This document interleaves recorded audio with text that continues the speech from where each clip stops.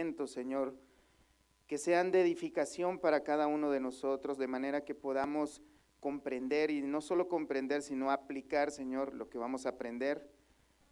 Penetra eso en nuestros corazones, Padre, para que meditemos en cada una de las palabras que tú nos has dejado en este libro que es santo, Señor, y sagrado para nosotros, porque tiene tus palabras y tu voluntad para con nosotros, Padre.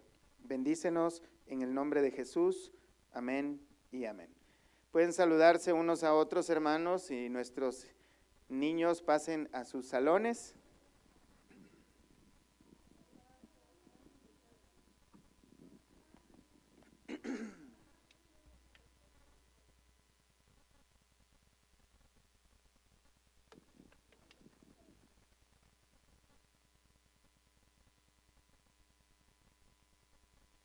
Muy bien, ¿listos, hermanos? Comenzamos entonces. Estamos estudiando la primera epístola a la iglesia de los Corintios. La semana pasada nuestro hermano Luis nos estaba enseñando acerca de una inmoralidad o carnalidad que había en la iglesia. La verdad, como lo hemos dicho, hermanos, antes, la iglesia de Corinto se caracteriza por que había mucho derramamiento de dones y Dios los había enriquecido por medio de Cristo, de manera que no les faltaba don alguno a ellos. Todos ellos podían contar con toda la presencia de muchos dones, tenían a los mejores predicadores ahí, tenían a Pedro, a Pablo, a Apolos, muchos predicadores, tanto que esta gente se había enorgullecido tanto de que eran muy espirituales según ellos. Pero el apóstol Pablo se da cuenta de que no eran espirituales como ellos decían ser, sino que comienza a mandarle varias cartas, entre ellas la que tenemos ahorita en estudio, que es la primera, y la segunda de Corintios, que después, si Dios quiere, la podemos estudiar, pero se cree que hubieron aproximadamente 4 cartas que Pablo les escribió a los corintios.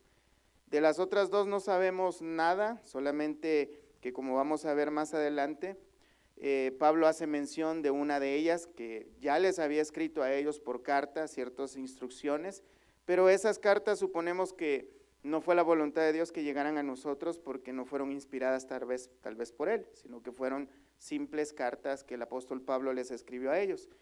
Entonces vamos a ver, hermanos, en el capítulo 5 vemos que estos 5:1 en adelante, estos hermanos en Corinto eran bastante inmorales, orgullosos, vanagloriosos, caprichosos, tanto que había un hombre que estaba teniendo una relación ilícita con su madrastra.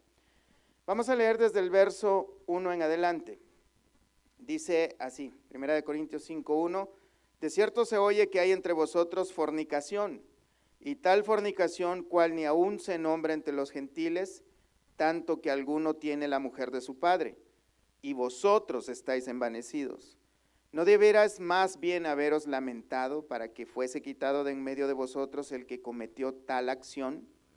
Ciertamente yo, como ausente en cuerpo, pero presente en espíritu, ya como presente he juzgado al que tal cosa ha hecho.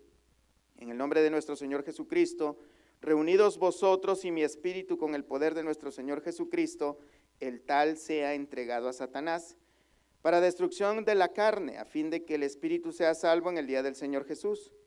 No es buena vuestra jactancia. ¿No sabéis que un poco de levadura leuda toda la masa?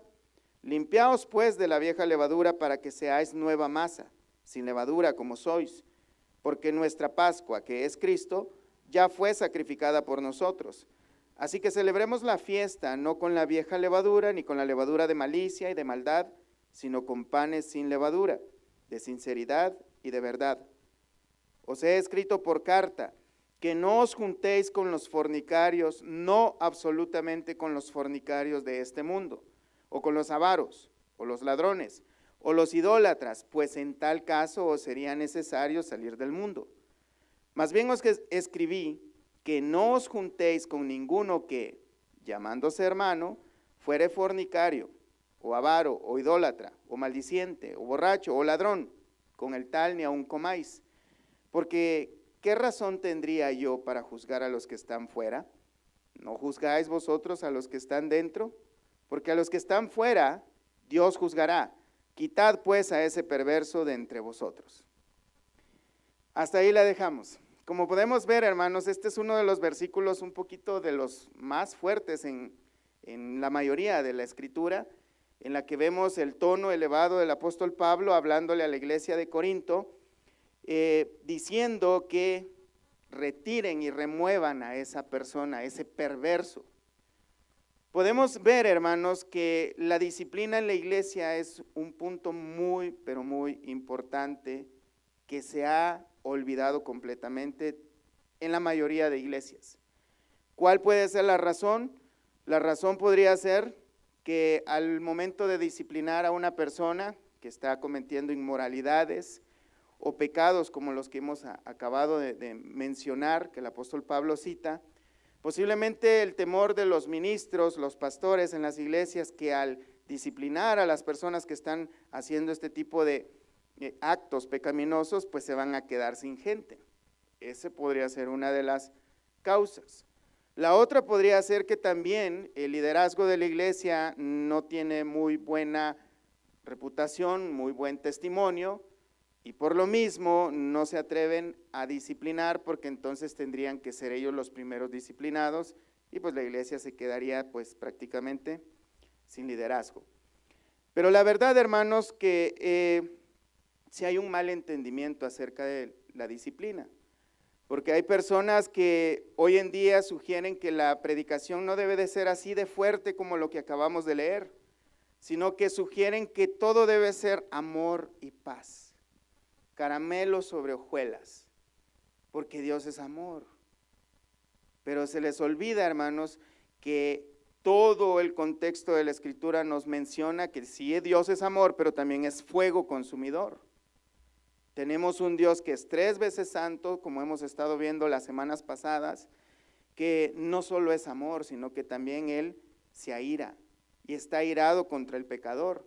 Si Dios no aborreciera el pecado, entonces, ¿por qué entonces vino Cristo a pagar una muerte tan cruel por nosotros? Si es que solo Él es tan bueno que solo puede perdonar solamente por decirlo, se les olvida que Dios es justo.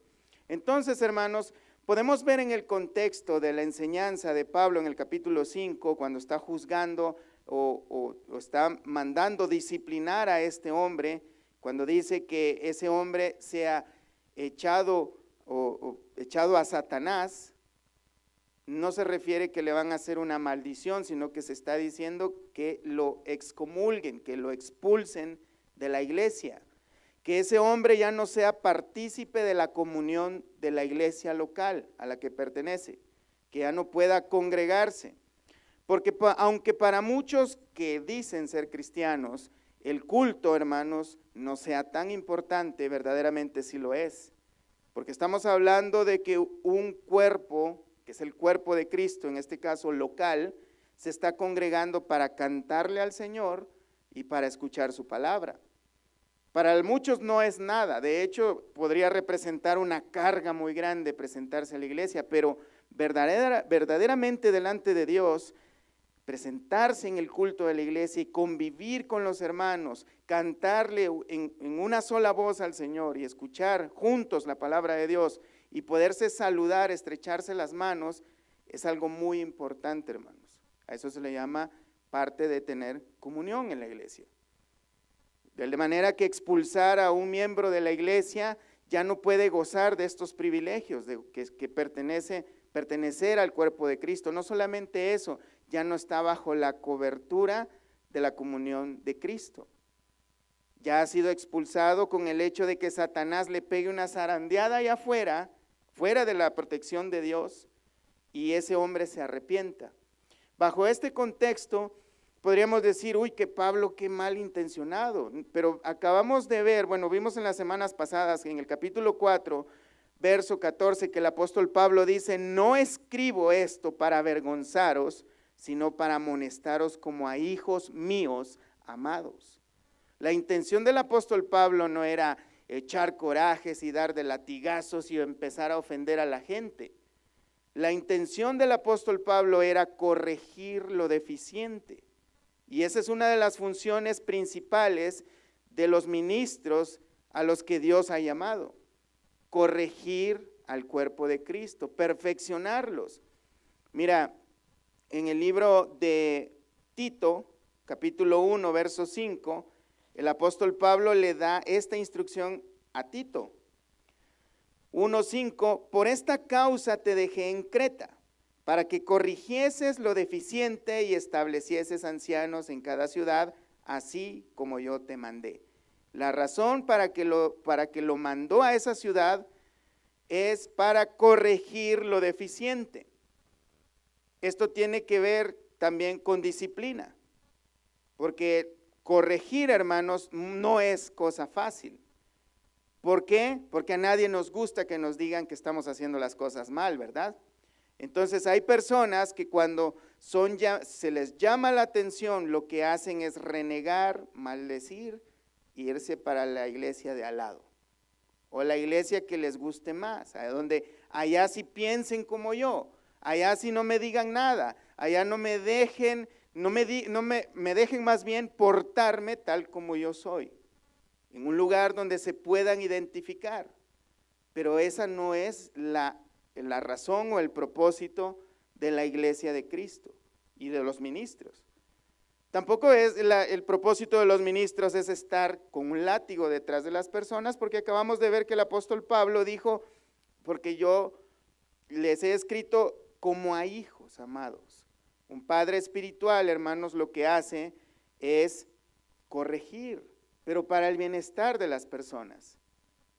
Amén. Hebreos 12:5, también Dios hace esa función. ¿Se acuerdan lo que dice Hebreos 12:5? Y habéis ya olvidado la exhortación que como a hijos se os dirige diciendo, hijo mío, no menosprecies la disciplina del Señor, ni desmayes cuando eres reprendido por Él. Fíjate, ni desmayes cuando eres reprendido por Él, porque el Señor al que ama le da una caja llena de peluches y chocolates. No dice así, ¿verdad?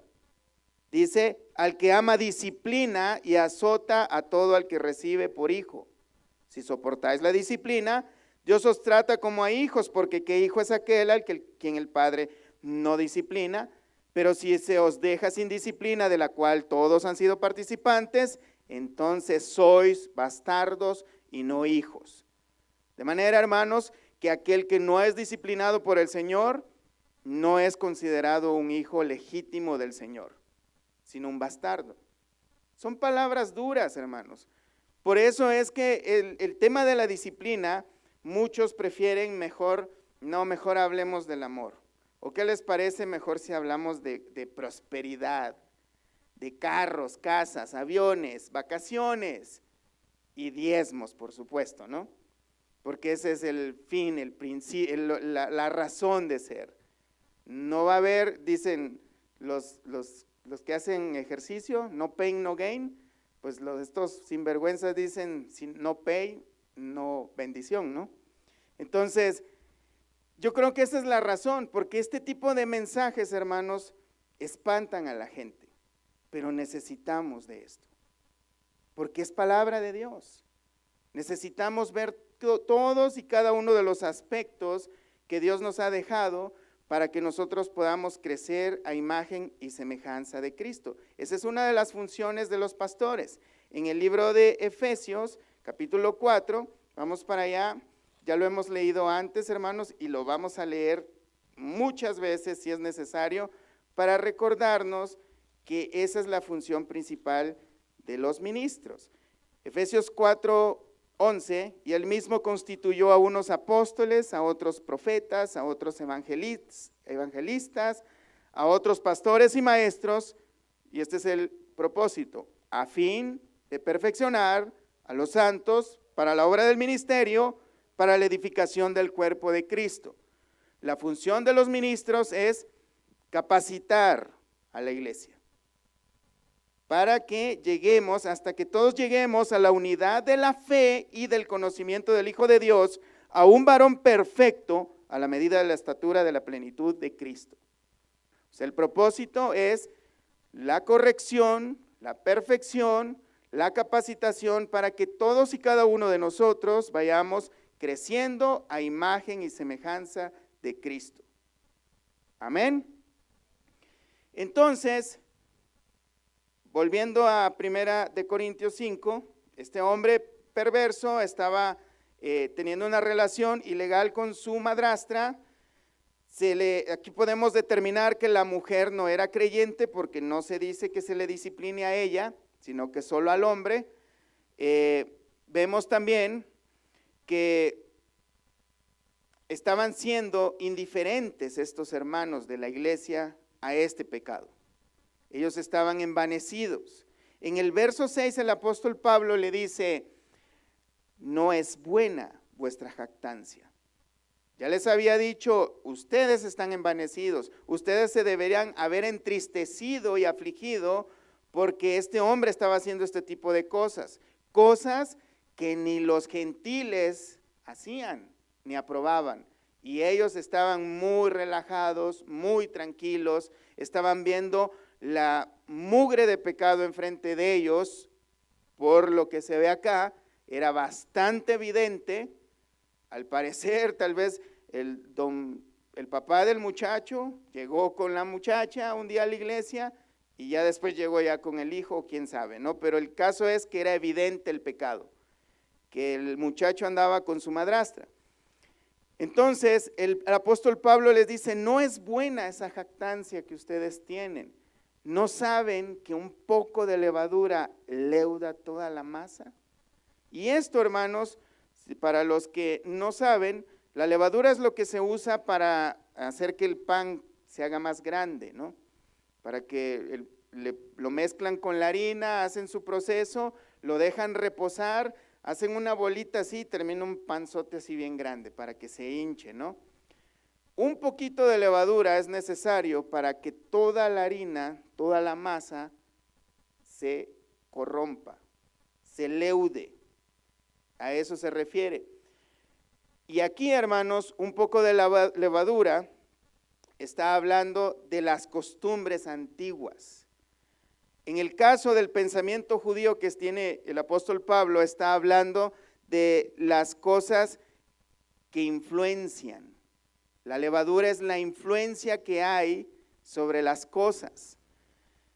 En Mateo 13:33 el Señor Jesús habla de una parábola acerca del reino de Dios, y en ese lado Jesús hace una mención de influencia, haciendo el ejemplo de la levadura, pero hacia algo que es bueno. El reino de los cielos es como la levadura que una mujer puso, ¿verdad? Pero en este caso no está hablando de algo, una influencia buena, porque está relacionada con pecado. Un poco de levadura leuda toda la masa. La masa, hermanos, en este punto se refiere a toda la iglesia. De manera que podríamos decir fácilmente que una sola persona está contaminando a toda la iglesia, independientemente cuántas personas sean. ¿Por qué? Porque el pecado de una persona, hermanos, fíjense bien, pongan mucha atención en esto, el pecado de una sola persona, más que nada un pecado como este, corrompe a los demás, la conciencia de los demás. ¿En qué sentido? Porque todos y cada uno de nosotros, hermanos, si somos honestos, batallamos todos los días con nuestros propios pecados. Cada uno de nosotros andamos arrastrando ese cuerpo de muerte que apesta, que nos molesta, que ya no queremos y que nos venimos a dar cuenta que nos estorba, y a veces al final del día decimos: ¿cómo es posible que todavía siga yo practicando, pensando o haciendo X o Y cosa? Y oramos al Señor. Esos son los pobres de espíritu que se lamentan por su pecado, que sienten esa miseria, esa corrupción, esa pobreza espiritual. Esos son los hijos de Dios, que lamentan su pecado. Pero, ¿qué pasa cuando vemos que nuestra lucha, pasan los días, volvemos a caer, pero luchamos, pasamos tal vez un día que no nos afecta, pero vuelve a caer otro pecado, y vamos viendo y decimos como el apóstol Pablo en Romanos 7, miserable de mí, ¿quién me librará de este cuerpo de muerte? Pero vemos por allá, en una esquina, a un hermanito bastante tranquilo y feliz con su manera pecaminosa de vivir. ¿Qué podemos pensar? O sea, ¿cómo es posible que esa persona no se esfuerce en nada, sea tan descarado de pecar y que hasta lo pone en Facebook? Un ejemplo. Y peor aún, ¿qué pasa cuando nosotros estamos esforzándonos día con día a vencer esa carnalidad, ese pecado, indiferentemente lo que sea, pero vemos a X persona dentro de la iglesia pecando sinvergüenzamente y los líderes están de acuerdo? Esas cosas desaniman. A ese nivel de influencia es lo que se está refiriendo el apóstol Pablo. Pero peor aún, ¿qué tal si son los líderes los que pecan deliberadamente? Los que deberían de corregirnos son los que nos dan esa mala influencia. Eso lo que hace es estimularnos ¿a qué? ¿A esforzarnos a no pecar? No, al contrario, a relajarnos, a decir, ¿para qué? ¿Para qué voy a esforzarme? Si mira aquella persona y vive muy feliz, es más, hasta presume de que Dios le bendice mucho. Entonces, ¿qué podemos pensar como iglesia? Como simples cristianos de a pie, y podemos decir, no vale la pena esforzarse. Parece que le va mejor al que vive pecando. Por eso, hermanos, un poco de levadura leuda toda la masa, porque corrompe las buenas intenciones de aquellos que sí se están esforzando constantemente para dejar el pecado. Porque sí nos esforzamos, ¿verdad, hermanos? Amén. No los veo muy convencidos. ¿Sí nos esforzamos? Bueno, eso esperamos. Si no, los vamos a disciplinar. No se crean, hermanos. Bueno, ese es el punto, la influencia que hay. La influencia que hay cuando hay un miembro que comete este tipo de pecados pero tan groseros. El mal ejemplo que se da de un creyente o alguien que dice que es creyente, pero vive de esta manera para aquellos que no conocen de Dios. ¿Cuántas veces, hermanos, hemos invitado a alguien a la iglesia y nos dice, no, hombre, ¿de cuáles iglesias son? ¿De aquellas donde aplauden? No, yo ahí no voy porque ahí la gente es tremenda. O sea, son peores que los del mundo. ¿Por qué? Porque no hay disciplina en la iglesia. Porque prefieren de hablar de otras cosas que no tienen nada que ver con parecerse a Cristo. Porque nadie se atreve en amor a venirle a decir al hermano, ¿sabes qué, hermanito? Yo veo de que andas caminando mal y yo te pido en el nombre del Señor Jesús que cambies tu manera de comportarte. Porque es lo que tenemos que hacer como iglesia, hermanos, como hermanos que somos. No se trata de andar como la policía eclesiástica buscando, como la Santísima Inquisición, buscando a quien matar. No, pero sí se trata, hermanos, de cuidarnos unos a otros. De manera que vayamos corrigiéndonos poco a poco unos a otros, disciplinándonos unos a otros, aunque este tipo de disciplina es de lo peor, es expulsar a la gente.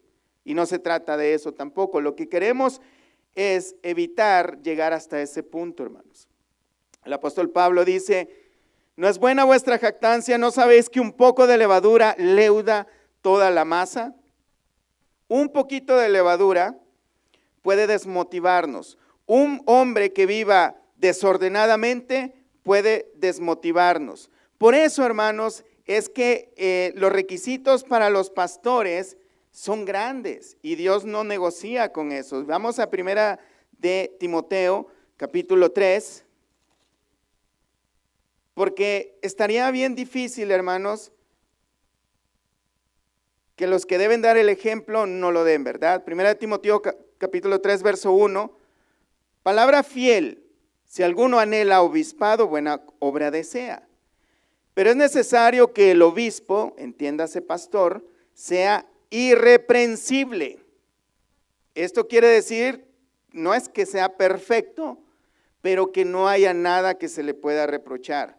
No se le pueda acusar de borracho, de ladrón, de idólatra, de mujeriego, ni de nada, ni de tranza, ni nada por eso. Dice que sea irreprensible, marido de una sola mujer, sobrio, prudente, decoroso, hospedador, apto para enseñar, no dado al vino, no pendenciero, no codicioso de ganancias deshonestas, sino amable, apacible, no avaro, que gobierne bien su casa, que tenga a sus hijos en sujeción con toda honestidad, pues el que no sabe gobernar su propia casa, ¿cómo cuidará de la iglesia de Dios?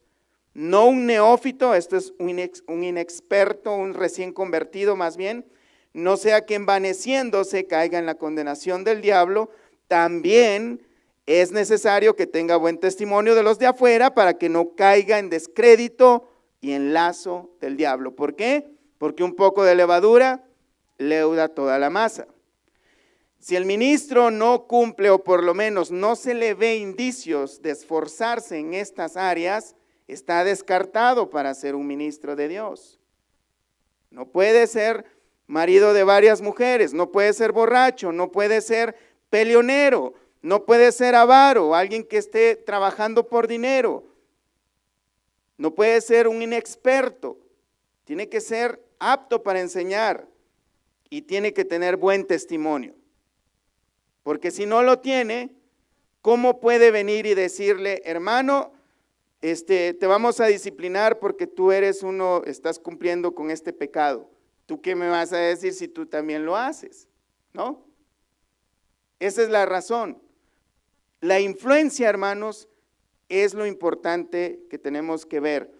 Podemos ver que hay una influencia buena, hay una influencia mala. En este caso estamos viendo que la levadura o el pecado es una influencia que corrompe a toda la iglesia. Esa es una de las razones por las cuales es necesaria la disciplina. Amén.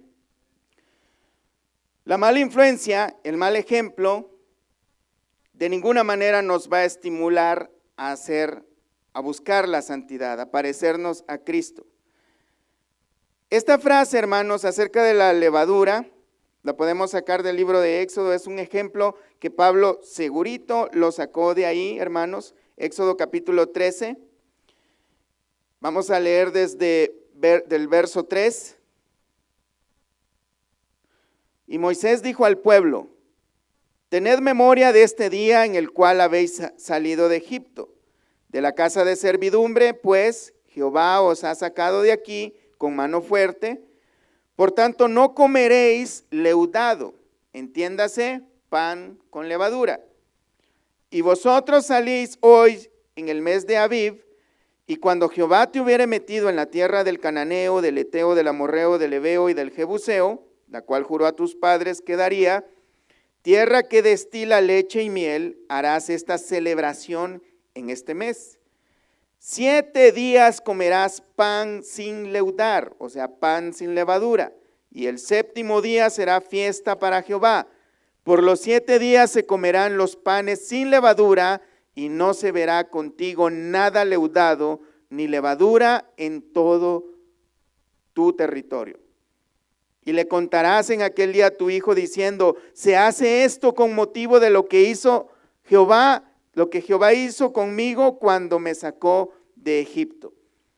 La razón de esta fiesta era una celebración de cuando Dios sacó al pueblo de Israel de Egipto, en la cual no tuvieron tiempo de hacer pan, sino que lo hicieron sin levadura porque no tenían tiempo para que se leudara o creciera, y eso lo hicieron como un estatuto perpetuo. Una vez al año ellos tenían que celebrar esa fiesta de panes sin levaduras. 7 días no debía haber levadura en la casa, que esto representaba que habían dejado la vida pasada que tuvieron en Egipto y que ahora tenían una nueva. 7 días antes de comer la Pascua. Volvamos a Corintios capítulo 5, verso 7.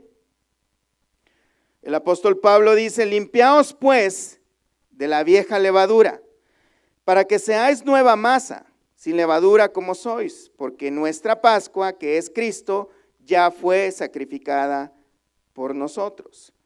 Así que celebremos la fiesta no con la vieja levadura, ni con la levadura de malicia y de maldad, sino con panes sin levadura, de sinceridad y de verdad. Vemos en el verso 7 que el apóstol Pablo dice: limpiaos pues de la vieja levadura. Se está refiriendo a la vieja pasada manera de vivir, que la dejemos a un lado para que seáis nueva masa. Y fíjate que aquí hace un juego de palabras que parecieran contradictorias, porque dice: límpiense de la vieja levadura para que seáis nueva masa, sin levadura como sois. Parece contradecirse, pero no se contradice.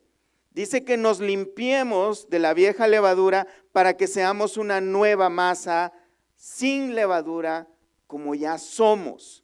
Porque en Cristo Jesús, hermanos, ya somos limpios por Él. Lo que Dios nos pide es que nos limpiemos para que vivamos en consecuencia a lo que ya somos por medio de Él. Por eso nos dice: límpiense de la vieja levadura. Hay que dejar esa manera pasada de vivir, como dice Pablo también en Efesios capítulo 5. Vamos para allá. Efesios capítulo 5, verso 22, Efesios 4, verso 22. En cuanto a la pasada manera de vivir, despojaos del viejo hombre que está viciado conforme a los deseos engañosos, y renovaos en el espíritu de vuestra mente, y vestíos del nuevo hombre creado, que ya fue creado, según Dios, en la justicia y santidad de la verdad. Debemos nada más desvestirnos, debemos de limpiarnos de la vieja levadura para que seamos nueva masa, como sin levadura, como ya somos en Cristo Jesús. Amén. Así que celebremos la fiesta, no con la vieja levadura. Verso 8, ni con levadura de malicia y de maldad, sino con panes sin levadura, de sinceridad y de verdad. La mejor motivación, hermanos, que podemos tener es lo que Cristo hizo por nosotros ya. Uno de los santos hombres de Dios en el pasado que evangelizaba a los indios, decía que esos indios se mantenían, no era necesario de explicarle qué era la pureza sexual, ni cómo apartarse del pecado. Lo único que tenía que hacer es hablarle de Cristo y Cristo crucificado. Lo único que tenía que hacer este hombre es predicar una y otra vez el evangelio, y ellos entendían claramente que lo que Cristo hizo por nosotros era suficiente para apartarnos de las contaminaciones del mundo. El problema es que nosotros estamos acostumbrados a cosas más extremas, ¿no? Tenemos una costumbre de pecar de diferentes maneras, y mucho peor cuando hemos escuchado un evangelio bastante lejos del verdadero evangelio, donde se nos ha enseñado cosas que no son céntricas para vivir una vida santa, para vivir una vida que agrade verdaderamente a Dios. En Tito capítulo 2, verso 11, el apóstol Pablo también le dice a Tito, vamos nuevamente allá con Tito capítulo 2, verso 11, porque la gracia de Dios se ha manifestado para salvación a todos los hombres, enseñándonos que, renunciando a la impiedad y a los deseos mundanos, vivamos en este siglo sobria, justa y piadosamente, aguardando la esperanza bienaventurada y la manifestación gloriosa de nuestro gran Dios y Salvador Jesucristo. Esa es la motivación correcta, ese es el pensamiento que debemos tener. De esa manera es como podemos nosotros limpiarnos de la vieja levadura, poniendo nuestro foco, nuestro énfasis en Cristo, su obra y lo que Él ha hecho por nosotros, Ojo con esto, sin que nosotros lo merezcamos. Eso es la gracia de Dios. Por gracia, gratis. No tuvimos que hacer nada para que Él nos diera esto. Ese es el mensaje central del Evangelio de Cristo. No tiene que ver con demonios y con diablos y con infierno y con, no sé, un montón de cosas que no tienen nada que ver, porque no las vamos a ver, hermanos. El Señor va a venir por nosotros y nos va a arrebatar en una nube.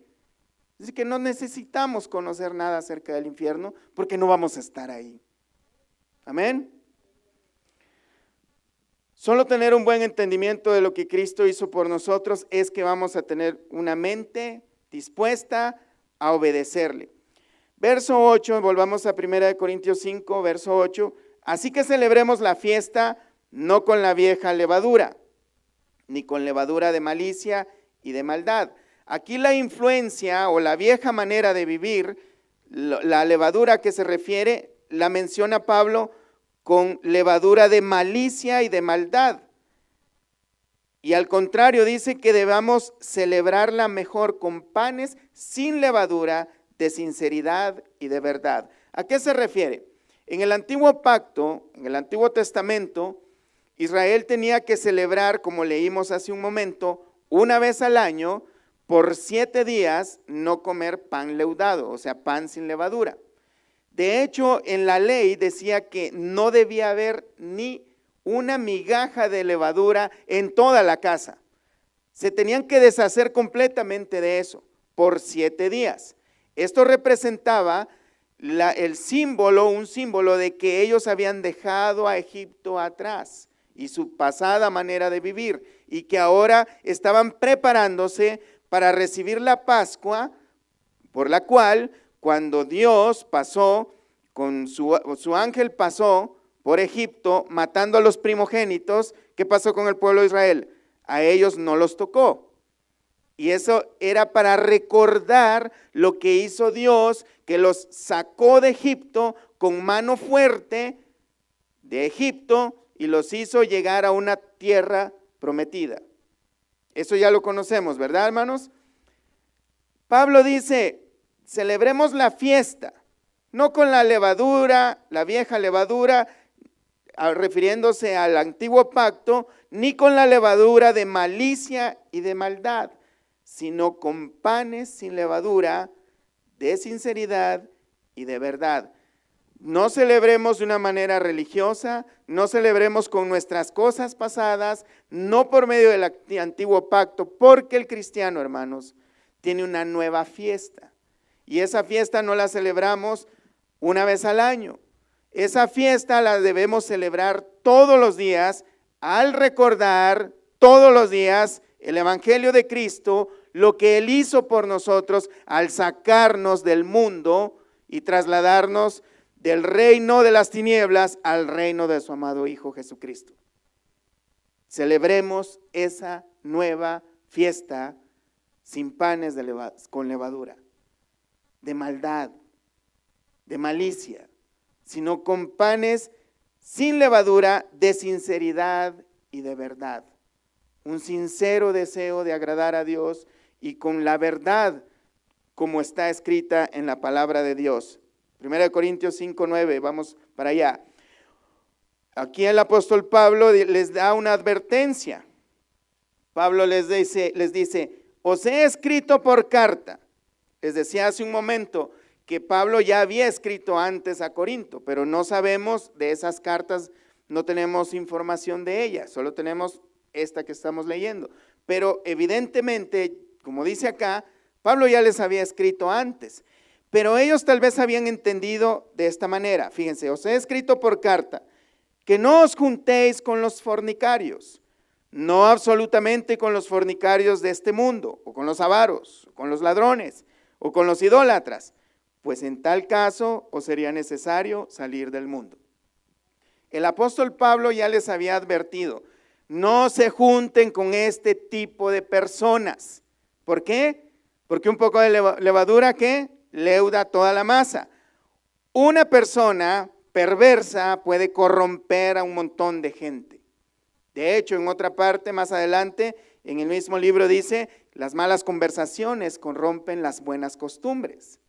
Pero acá dice, les he escrito no absolutamente con los fornicarios de este mundo, y da una lista que no es toda la lista, hermanos, porque me imagino que si él escribiera toda la lista de perversidades que se pueden hacer, tendríamos que ocupar unos cuantos libros más. Pero saca algunos conceptos que son de los más relevantes, o por lo menos en la época, y él dice que no se junten con esos, pero ¿con quiénes no hay que juntarse? Dice en el verso 11, bueno, en el 10, no es con los fornicarios, avaros, adúlteros, ladrones, borrachos de este mundo, porque entonces se tendrían que ir de este planeta. No es la idea, hermanos, de que nos aislemos en una isla o en una torre alta o en un monasterio, sino que, fíjense bien en el verso 11, más bien os escribí que no se junten con ninguno que, llamándose hermano, ¿y a qué se refiere llamándose hermano? Es aquella persona que tiene Biblia, que tal vez usa corbata, que tal vez usa saco, y tal vez en el culto dice gloria a Dios. Dice que es cristiano. El problema es que no sabemos, nadie puede saber si alguien es o no es un verdadero cristiano. Podemos suponer, ¿no? Porque a veces vemos ciertos comportamientos y decimos, a mí se me hace que fulanito no es cristiano. Nomás llega a la iglesia porque anda viendo qué consigue. Pero no podemos saberlo, hermanos. Eso no nos lo ha concedido el Señor. Pero sí dice, más bien os escribí, que no os juntéis con ninguno que diga que es cristiano y que fuere fornicario, o avaro, o idólatra, o maldiciente, o borracho, o ladrón, con el tal ni aún comáis. Porque, ¿qué razón tendría yo para juzgar a los que están fuera? ¿No juzgáis vosotros a los que están dentro? Porque a los que están fuera Dios juzgará. Quitad pues a ese perverso de entre vosotros. El apóstol Pablo está diciendo, y fíjense que podría resultar controversial, porque nos dice que no nos juntemos con los que dicen que son cristianos, pero viven de una manera desordenada, de una manera muy, muy desordenada, y con las personas del mundo sí nos podemos juntar. Primero, no nos debemos de alejar de la gente del mundo, porque entonces, ¿cómo les compartiríamos el evangelio? Cometeríamos el mismo error que cometen todavía los judíos, que no se quieren juntar con nadie porque ellos son súper especiales. Y por eso nadie los quiere. Esa es la verdad, hermanos. Nadie los quiere. O sea, difícilmente que una persona que me vea de menos a mí va a tener mi atención. Pero en cambio, si nosotros nos comportamos como verdaderos hijos de Dios delante de los incrédulos, esas personas pueden escucharnos alguna vez. Esa es una de las razones. La otra de las razones por qué nos prohíbe juntarnos con alguien que diga que es cristiano y que viva muy desordenadamente. Me refiero, hermanos, desordenadamente a un pecador que vive constantemente pecando y que no le importa, que vive descaradamente pisoteando los mandamientos de Dios y que dice, no me juzgues, porque con la misma vara que me juzgues, así serás juzgado, que se autojustifica. Con una persona que cuando vienes y le dices, hermano, mira, ¿sabes qué? Me he dado cuenta de que como que te gusta llevarte lo que no es tuyo. ¿Tú quién eres para juzgarme? ¿No te acuerdas cuando le robabas los cambios a tu mamá? Y te recuerdan cosas que nada que ver.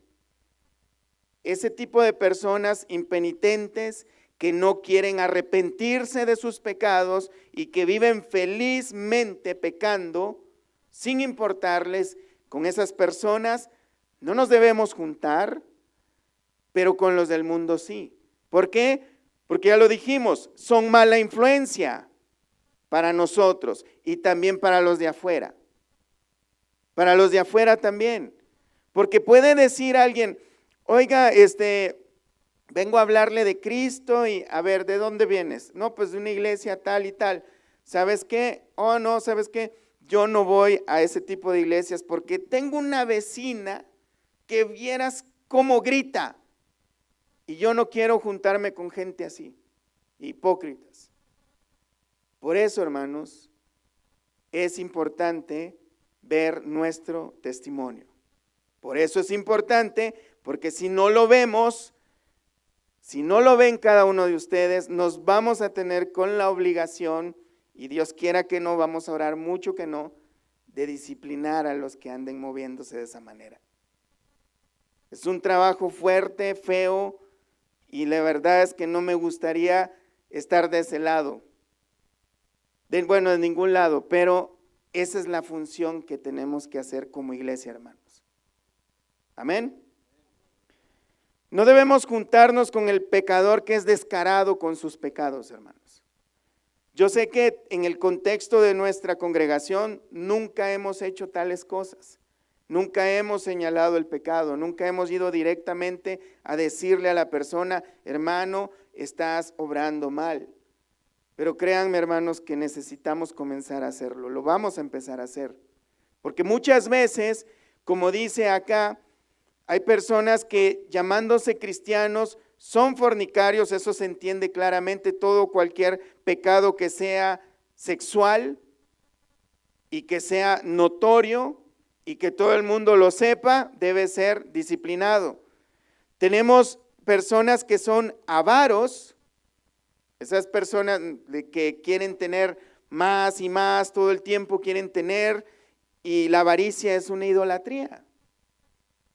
Esas personas que son idólatras descaradamente, sabemos, no necesitamos postrarnos ante una virgen de lo que sea, o prenderle una veladora para ser un idólatra. Muchas veces somos idólatras de nosotros mismos, de nuestro cuerpo, de nuestra voluntad. Esas personas orgullosas que no se les puede decir nada, hermanos, que no se les puede decir, hermano, te equivocaste en esto, ¿tú quién eres? Esa es una persona orgullosa que tiene un amor y una autoestima demasiado elevada, que piensa de sí mismo demasiado, que se adora a sí mismo, que no hay Dios para esa persona más que esa persona.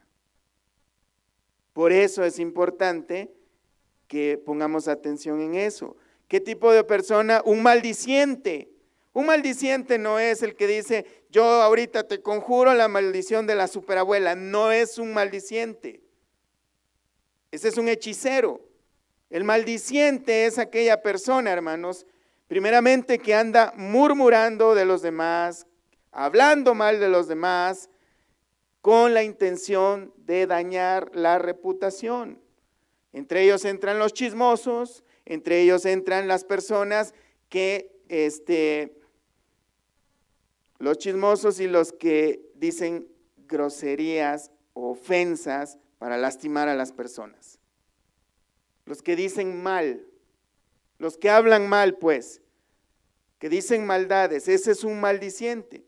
Al contrario, ¿qué dice la Escritura? Que no maldigamos, sino que bendigamos. Y eso no es, yo te bendigo, no, ese es hablar bien, hermanos, hablar bien.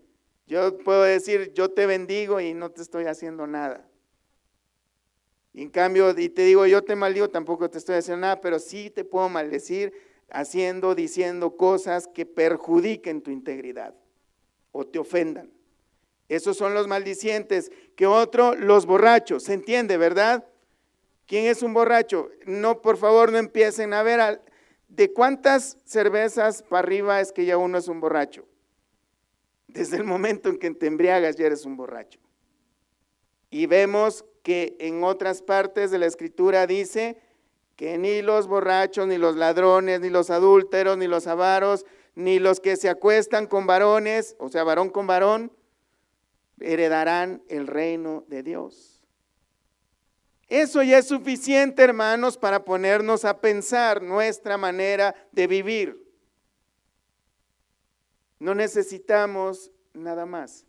Por eso es que la Escritura es bastante completa. Mira, hermano, tenemos tantas páginas, tantas palabras, tantos versículos que estudiar, tanta instrucción de parte de Dios como para perder el tiempo en cosas que no nos son útiles en nuestra vida cristiana.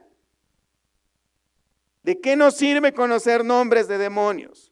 ¿Dónde viven? ¿Cuál es su origen? No nos van a hacer un examen en la puerta del cielo cuando lleguemos para preguntarnos nombres de demonios para poder entrar. No es un examen de ciudadanía de aquí de Estados Unidos. Lo que necesitamos es aprender a parecernos a Cristo. Eso es lo que necesitamos. Ya cuando manejemos todas estas cosas, ok, vamos a ver el resto de las demás. Lo primero es lo primero, hermanos. Amén. No debemos juntarnos con el pecador descarado, rebelde, si no se quiere arrepentir. Tenemos un ejemplo en 2 de Tesalonicenses, capítulo 3. 2 de Tesalonicenses, capítulo 3. En el contexto, hermanos, está hablando desde el verso 6 de las personas que no quieren trabajar y que nomás andan de casa en casa, metiéndose en lo ajeno y que andan nomás de chismosos. Pero en el verso 14, vamos a ver desde el 11. Porque oímos que algunos de entre vosotros andan desordenadamente, no trabajando en nada, sino entremetiéndose en lo ajeno. A los tales mandamos y exhortamos por nuestro Señor Jesucristo que trabajando sosegadamente coman su propio pan. Y vosotros, hermanos, no os canséis de hacer el bien. Si alguno no obedece a lo que decimos por medio de esta carta, a ese señálenlo y no se junten con él. ¿Para qué? Para que se avergüence. Pero fíjate con esto, aquí hay que tener un poquito de cuidado. Verso 15, mas no lo tengáis por enemigo, sino amonestadle como hermano. No se trata, hermanos, de sacar una espada o un látigo y perseguir a aquellos que no andan caminando como Dios manda. Recordémonos que todos somos comprados por precio, por el mismo precio. Por eso el asunto de la disciplina, hermanos, es algo muy delicado.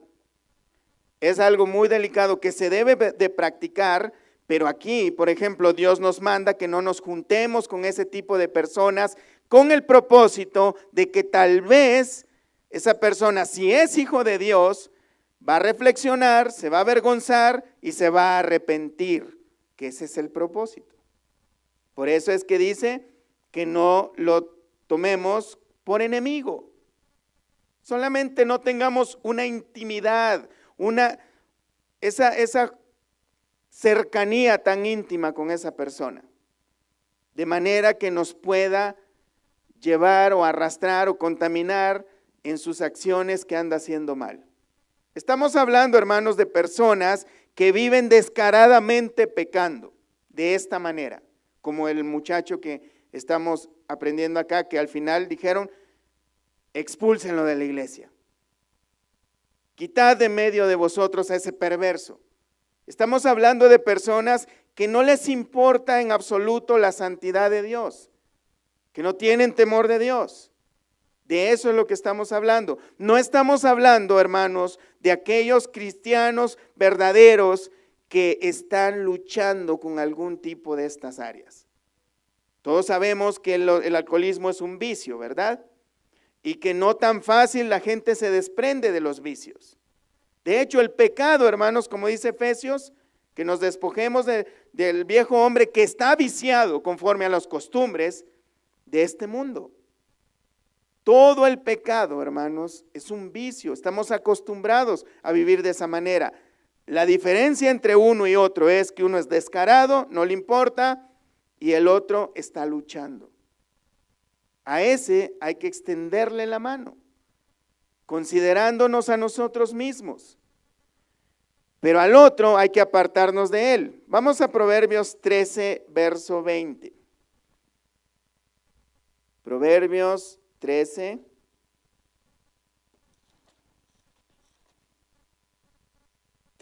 Verso 20.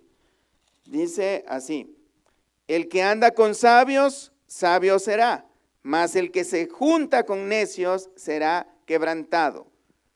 Dice el Señor, no debemos juntarnos con malas compañías.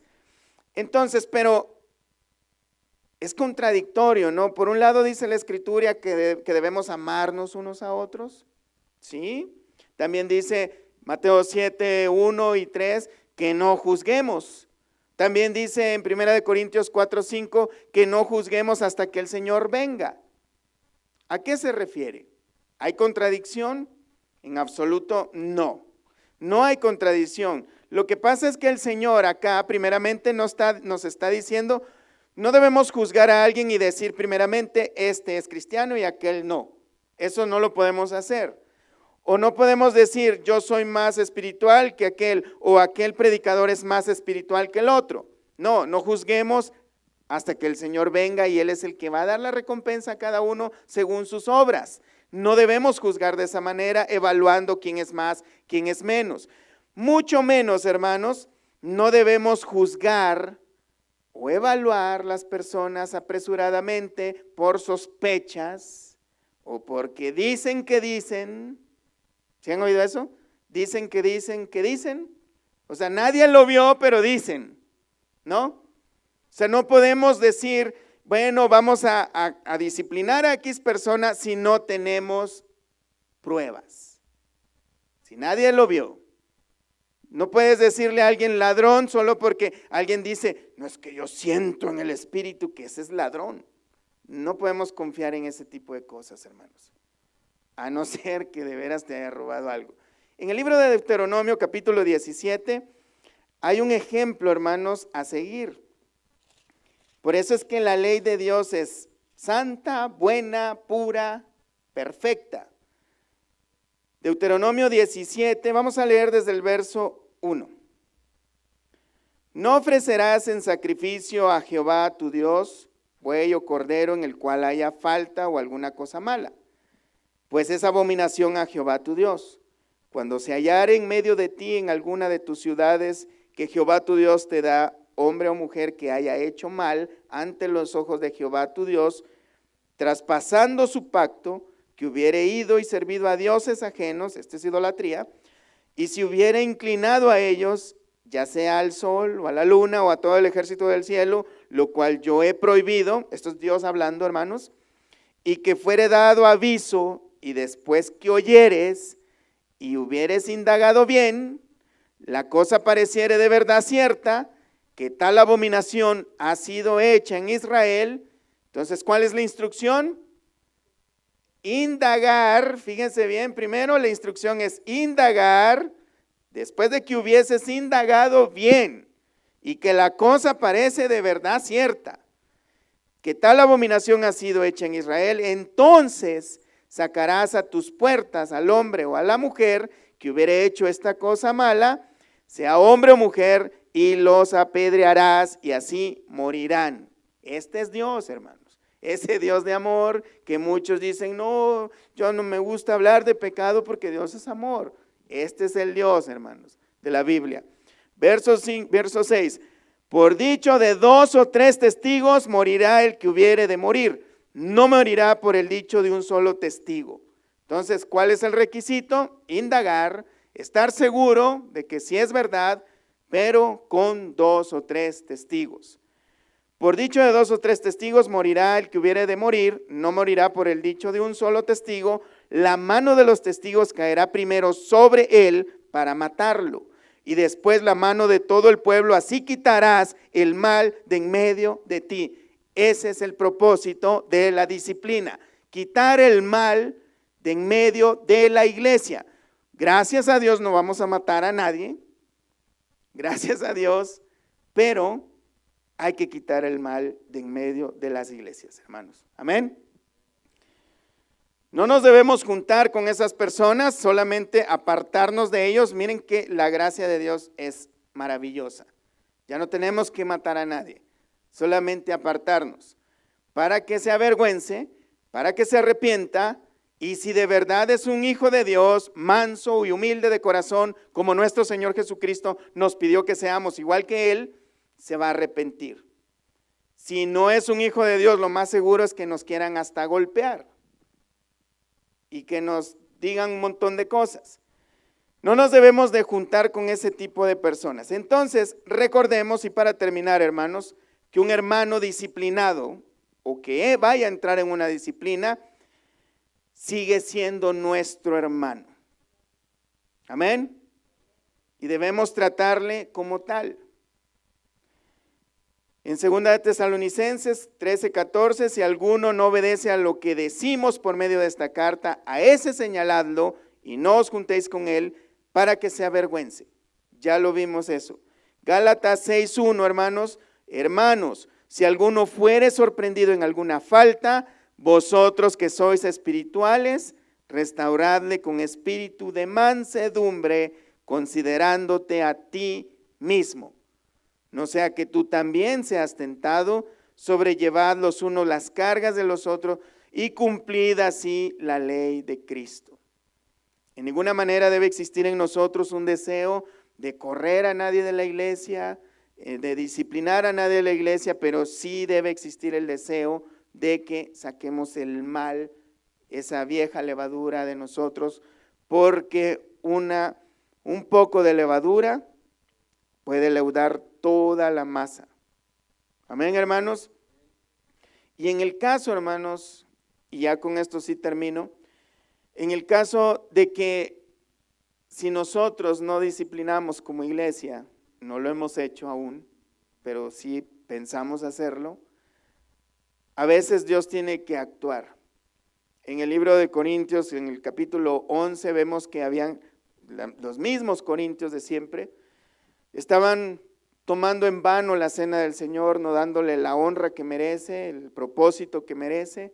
Algunos se emborrachaban, algunos menospreciaban a los demás, tanto que el Señor tuvo que disciplinarlos personalmente a ellos. Algunos los postró en cama y a otros se los llevó, como dicen, antes de tiempo. Se los tuvo que llevar. No lleguemos hasta ese punto, hermanos. A veces es mejor que nos den una regañadita, que no nos va a gustar. Pero como dice Hebreos 12:5, y habéis ya olvidado la exhortación que como a hijos se os dirige diciendo, hijo mío, no menosprecies la disciplina del Señor. No debemos menospreciarla dentro de la iglesia, hermanos, si fuera disciplina eclesiástica. No debemos enojarnos, no debemos amargarnos, pero aún si fuese directamente de Dios, cuando vemos que las cosas no están saliendo bien, sea enfermedades, la economía, el trabajo, lo que sea, el matrimonio, hermanos, tal vez es Dios obrando en nuestras vidas, disciplinando, tratando de arrancar esa vieja levadura. Pero ¿qué dice? Fíjate bien, hijo mío, no menosprecies la disciplina del Señor, porque ni desmayes, o sea, no te desanimes cuando eres reprendido por Él, porque el Señor al que ama, disciplina y azota a todo aquel que recibe por hijo. Y como dijo Job, desnudo salí del vientre de mi madre y desnudo he de volver, bueno, a la faz de la tierra. Sea el nombre de Jehová bendito, y nunca dio despropósito a sus pruebas, que eran también, podrían considerarse disciplinas, hermanos. No debemos pensar, hermanos, que es una obra del diablo, porque el diablo no es más poderoso que Dios. Todo lo que pasa en nuestro entorno es la voluntad de Dios y siempre va a ser para nuestro bien. Pónganse de pie, hermanos. Oremos a Dios. Padre, gracias te damos por tu palabra. Señor, te rogamos que esa palabra en la cual hemos meditado, que sigamos meditando, Padre, de manera que podamos entender que es importante nuestro comportamiento, Señor, como cristianos que somos. Que no vivamos, Señor, como aquellos que dicen ser cristianos, pero viven como del mundo, Señor. Te ruego, Padre Santo, que nos dirijas, nos guíes, que tu palabra, Señor, haga eco en nuestras mentes, en nuestros corazones, que podamos meditar en ella Sobre todo, Señor, produce en nosotros ese querer como el hacer por tu buena voluntad. Que no se quede nada más como una buena intención en nosotros de querer apartarnos del mal, de la malicia, de la maldad, de aquellas cosas de las cuales venimos acostumbrados del mundo, aquellas cosas que tal vez no conocíamos que no eran correctas, pero que ahora sí sabemos que no te agradan, Padre. Hemos entendido que hemos sido purificados y limpiados por la sangre de Cristo, pero necesitamos, Señor, entender que debemos vivir conforme a esa verdad. Ya no debemos vivir pecando como lo hemos hecho anteriormente, sino que cada vez más busquemos parecernos más a ti, Señor. Ayúdanos a cumplir esa meta, Padre, que no nos desanimemos, ya sea por el mal ejemplo que podemos haber recibido de alguien o el mismo mal ejemplo que nosotros hemos podido dar personalmente a otros o a nosotros mismos, que eso no nos desanime, sino que pongamos los ojos en Cristo Jesús, en ese galardón que tú tienes para nosotros, y ayúdanos, Padre, a vivir en búsqueda de esa santidad.